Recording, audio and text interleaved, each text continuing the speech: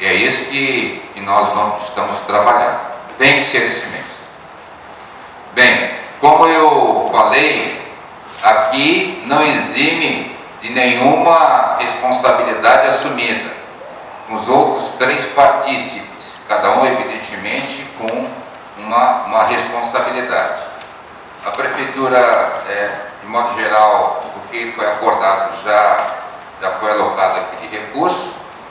A Universidade vem colaborando em um destaque muito especial, né, da nossa universidade, que no primeiro momento já se colocou disponível.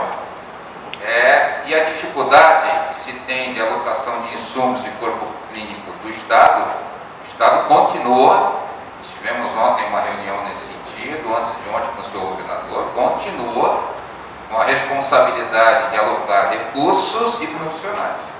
O que nós estamos fazendo aqui nessa estratégia é de fortalecimento. Nós temos que buscar os meios aonde eles estão.